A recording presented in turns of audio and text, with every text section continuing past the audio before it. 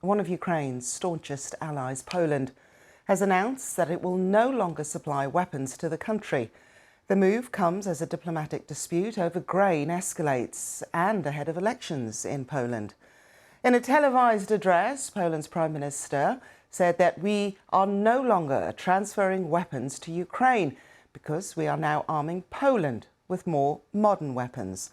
The dispute began after Russia's full-scale invasion of Ukraine all but closed the main Black Sea shipping lanes and forced Ukraine to find alternative overland routes. Well, that led to large quantities of grain ending up in Central Europe and scenes like this. Well, Polish farmers protesting over Ukraine grain, driving down prices locally. To protect local farmers, the European Union has temporarily banned imports of grain into 5 countries: Bulgaria, Hungary, Poland, Romania and Slovakia. Well, Professor Stephen Fish is a political scientist at the University of California in Berkeley, and I asked him if Poland's upcoming elections influence the ban on weapons to Ukraine. It is, and in fact, the Law and Justice Party, the governing party, has a very large constituency among farmers and small town and rural voters more generally.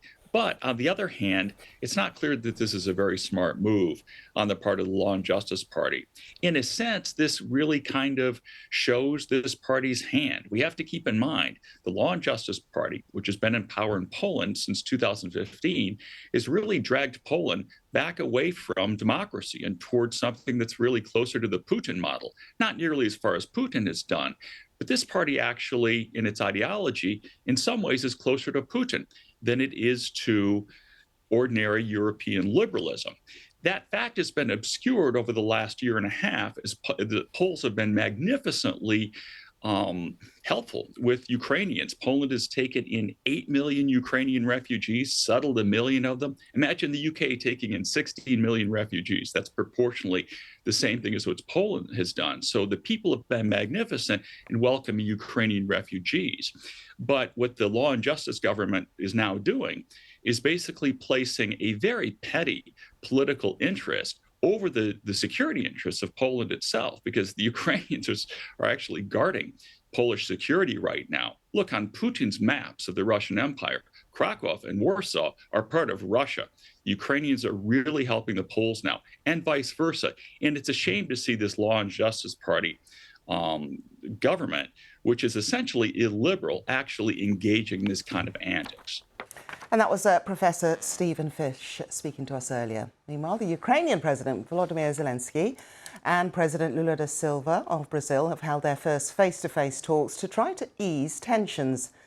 Mr. Zelensky and his allies have criticised Mr. Lula for his reluctance to criticise President Putin. Earlier, Mr. Zelensky addressed the United Nations Security Council despite Russian attempts to stop him making his speech. Our North America correspondent Neda Tawfik reports from New York. Mr. President. With your chip, Mr. President. Navigating his way through the United Nations, President Zelensky on Wednesday took his message right to the organization's most powerful body, the Security Council.